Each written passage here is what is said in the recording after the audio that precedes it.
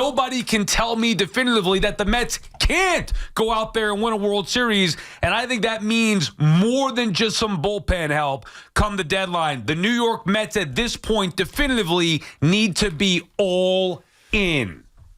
This is nothing short of stunning at this point. I mean, it really is. There's improbable and then there's implausible.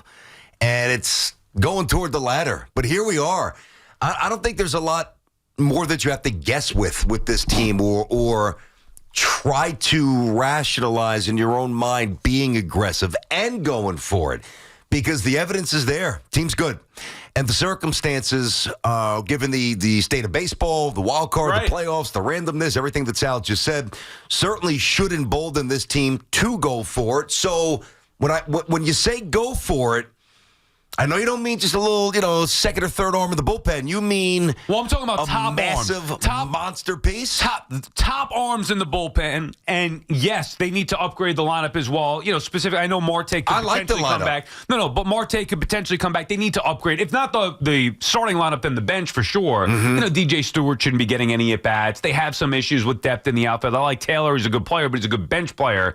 So they maybe need to add an outfield bat. I don't think they need to go nuts. I would like to see them add potentially a starter. Look, I get realistically you can't get bullpen arms, a big bat, and a starter, but I'm just talking about from the aspect of, and I'm not even talking about giving up top prospects. Like, there are ways to be smart and also go all in. You don't halfway it, but it's not just, we'll go add a bullpen arm or two and see what happens. It should be, okay, this is our last chance to truly upgrade this team to build a team that can go legitimately compete in the postseason and try to get to and win a World Series. And for the first time since 1986, I didn't think 2015 was a World Series team. But they waited. They got Cespedes, obviously a big move. Yeah.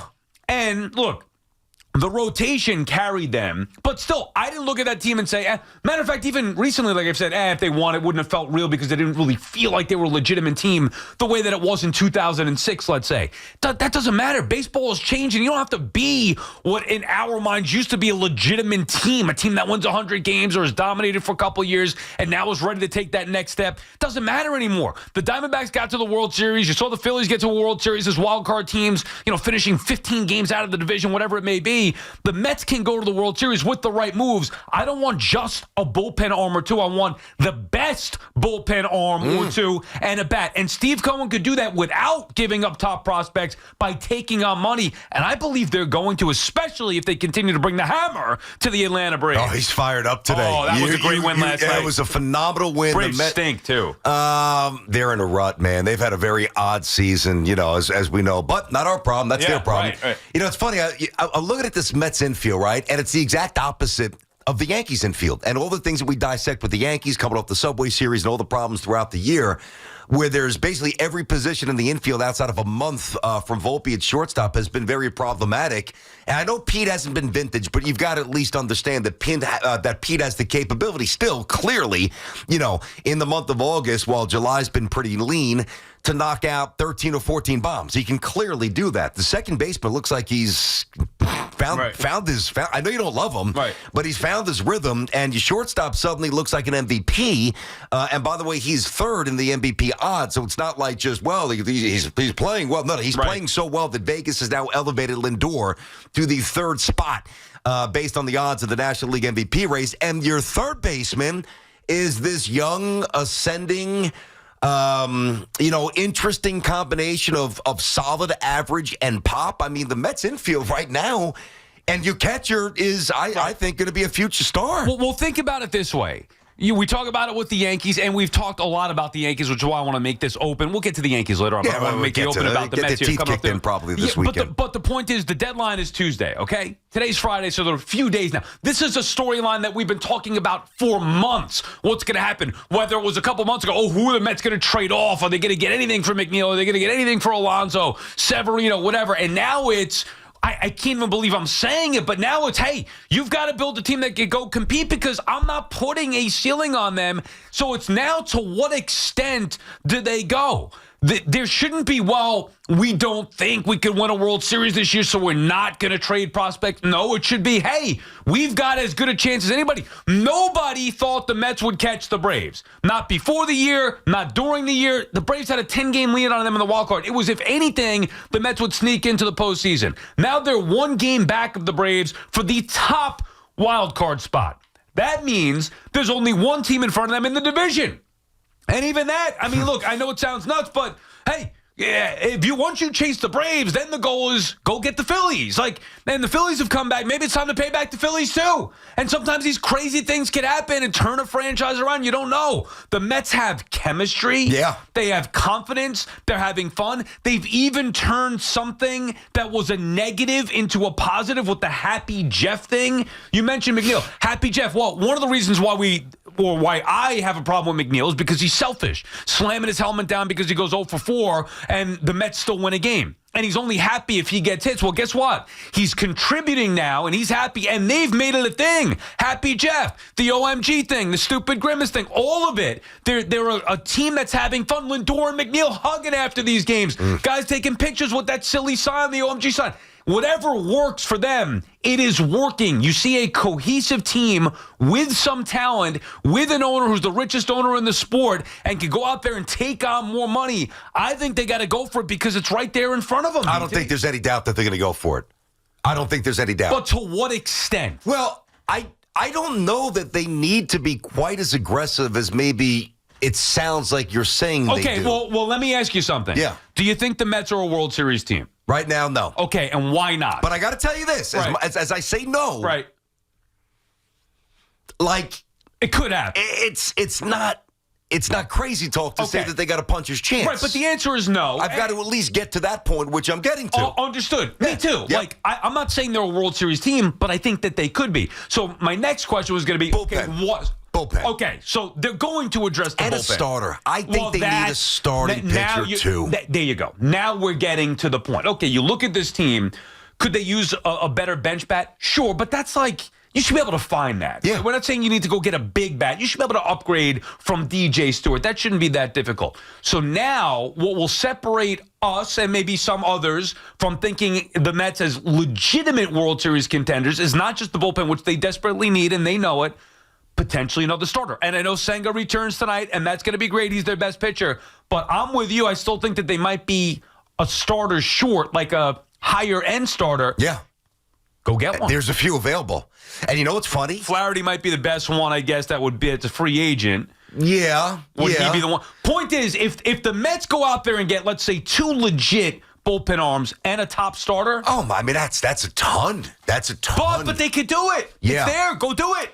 Yeah, there shouldn't be, let's wait for next year because we think that's supposed to be the year. No, you're in it right now. You're in it. You're right there. You're right there right now. You're about to take over the Braves who are sinking like a rock. You're going to do it right to their faces the way that they did it to you in 2022. So forget them even. Once you leapfrog them, they're in the rearview mirror. Then it's just the Phillies and the Dodgers. Now, again, they got to sustain this pace, but that's what we're talking about here. Go for it. Go get the bullpen. Go get the starter. And then we sit back and watch what happens. You know, there's a point where you make a move and it's reckless, and then there's a point where you make a move and it's proactive. I think anything at this point, I'm going to push it to this part of the table, anything the Mets do to strengthen this year with a push for October is no longer reckless, it's proactive. Right. They've crossed that bridge. And it no question. Now, if you want to say, and we'll get to the calls here in a second, our friends at Town Fair Tire remind you that at Town Fair Tire, you always get the guaranteed lowest price on name brand tires from Connecticut to Maine. Nobody beats Town Fair Tire. Nobody. If you want to say that the Mets don't have the package with the farm system to get a top guy, okay, fair enough. All I'm saying is that they need to realize that regardless of what they were projected to do, what they were at their lowest points, what we thought that they were, what is right now is that they have as good of chance of anybody else, if not just in the National League, in all of baseball, to be a team that could go out there and legitimately compete for a World Series if they make the right moves at the trade deadline. It's here Tuesday. Go after it. Chris is in Manhattan. What's up, Chris? Hey, guys. Sal, I could not agree more. You're exactly right. We have to seize the moment. I want a big-time closer type. I want Estevez or Diaz's brother. We need another power arm. I want a replacement for DJ Stewart, a left-hander who we can pair with Tyrone Taylor to come off the bench. But Sal, one thing I think is so important, too, is if they're going to go with the six-man rotation, even more so you have to have a bullpen that's really good because you have one less pitcher in the bullpen that you can rely on. So that bullpen has to be as strong as possible if you're going to have six starters. Correct. They need a minimum of 2 bullpen arms. And I'm with you. One of them needs to be lights out, no doubt, like lockdown 8th inning guy. If anything happened to Diaz, he could pitch the 9th inning. So they need one absolute stud in the bullpen, and then they need another serviceable arm in the bullpen. And then, BT, I do think that they need, I would like to put them over the top, they would need a starter. Yeah, I think they need a starter as well to get to that point. And even with that, there's no assurances because baseball is crazy in October. Right, you never know. I got to tell you, I heard Lindor say something last night post-game that I loved. He was, he's very, very humble, as he always is. And he's been phenomenal. Yep. I mean, let me just say, he's been absolutely amazing. We'll get to him. Yeah, we will get to him. Yeah. That's fine. And this aspect of getting to him, to me, tells me what the team's thinking, right? And I love it. And I forget the way the question was framed. I think right now the Mets are a half game behind Atlanta in terms of in the loss, yeah. In the loss, same amount of wins, but I think it's literally one half game. And the question was about catching and then eventually passing the Braves in the standings like it's a big deal. And on some level it is, given where the Mets started. But Lindor, he didn't take the bait. He's like, he thought about it for a second, like very pensively. And I love what he said because it reflects a winning mindset. He said, we've been in front of them before in the standings. Like it's you can tell it's now they're starting to see more of a bigger vision. Like ooh, wow, we got a chance to jump the Braves. Without saying it, because he's too respectful to do it, he's like, who the hell are the Braves? Right. Like, let's go. We're just starting. That's how here. it should be. It was a very good answer. But they also have to cement it by getting in front of them again. Because, I hear you. Because since the Braves overtook them, they haven't gotten in front of them again. That's been the problem. And when it's been head-to-head, it's been an embarrassment since 2022, since that infamous sweep, obviously, down in Atlanta when they blew that division. Ryan is calling from Ringwood. What's up, Ryan? Ryan, you there? Morning, gentlemen. It's Mets Friday. Good feelings across the board. The one thing I did want to address were some major deadline obstacles for this team. And if you give me a moment, I'd be happy to expand. The biggest thing for the Mets right now is the need to eat innings. And you talked about bullpen arms. We talk about a rotation arm and what that might cost. So the issue for the Mets with the deadline obstacles, you have 6 to 10 teams who can legitimately say they're in contention. And most are not interested in taking on contracts. Am I right? Right. I would think that most would rather give up prospects than take on money. So there's a big advantage for the Mets there, where Correct. they do have the ability to pay off larger contracts. Well, and think about this, Ryan. If you could go get a team to get one of their, let's say a starter or whatever, a bullpen arm, and say, we'll also take that veteran, expensive, underperforming bat off your hands and maybe an upgrade over DJ Stewart, but you're getting a bad contract back, it lessens the prospect load going the other way. That's That's how it's going to have to be done for the Mets this year. They can add multiple pieces. Well, I'm going to give you at least one name of interest, and BT, I'm sure you're familiar with the Blue Jays, Yimi Garcia, who's got a contract this year above 6, and he's also under team control with a vesting option for next year. That's an interesting decision because I know Stearns, the way he was originally thinking of this team was we're not going to mortgage the future. Where is the future we can get in a full day's worth of debates on what the prospects look like if Gilbert hasn't played most of the year, Williams is out for the season, Acuna's not really hitting for power. Well, they can give up, and thanks for the call, Ryan. They can give up some prospects. You're not going to give up the top prospects. And even if you were to give up one of the top prospects, it'd be one. You should be able to do that here. Like, not everybody, to your point, BT, and we always talk about this with these guys. Look at Spencer Jones, what we thought he was before the season, and now what the Yankees think what he is here. So I don't want to hear about Gilbert, Acuna, Williams, Parada. Like, okay, there's a billion of them. Not all of them are going to pan out. You're lucky if 1 or 2 pan out. Pick the ones that you don't like and trade it for a piece that can help you win the World Series now. That's the bigger point here. You know what's happening, and this is happening fast, and it's going to speed up even more. It's going to get more intense. So think about, and it's mostly been fun, but it's been rooted in the reality of the Yankees and the Mets both pursuing Soto. Yeah, right. right. You know what else is happening now?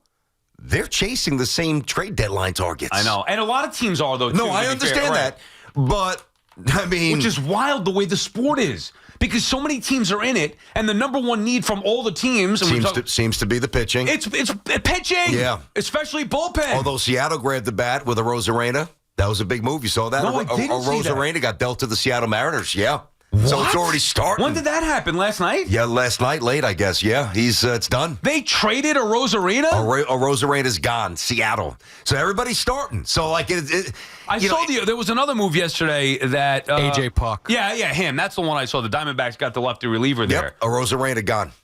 So if you want somebody, not only are you going to have to come correct with the package. I know. Things got a little tougher in the American League. You're going to have to. I like that move. You're going to have to be very, very timely in terms of how you pounce here. The longer you wait, I mean, these guys are going to come off the board. Right, and we'll get to the Mets-Yankees angle, in a few as well. But to me, the big picture point is the Mets are on fire right now. The deadline is just days away. There's no reason to not believe in this team and go as all in as you possibly can because anything can happen in the landscape of today's Major League Baseball. The transformation this year it's really unbelievable. I mean, if you didn't see it develop and if you didn't see it slowly come to fruition and the transfer of energy, and obviously, you don't think I'm getting hit up on Twitter, all these dumb quote boards that I've said. Yeah. Oh, Citi Field's going to be a cemetery in July. Yeah. That's all right, it's fine. I wasn't alone because they looked like the 62 Mets. Well, it was during the All-Star break. Well, and now they look as if their ceiling is not really visible. I don't want to push this too crazy in that direction, but to get on the air today and say, after what they've done for the length of time in which they've done it, right, that the Mets don't deserve a reinforcement or two or a push to go for it would be ridiculous. Mets have a shot.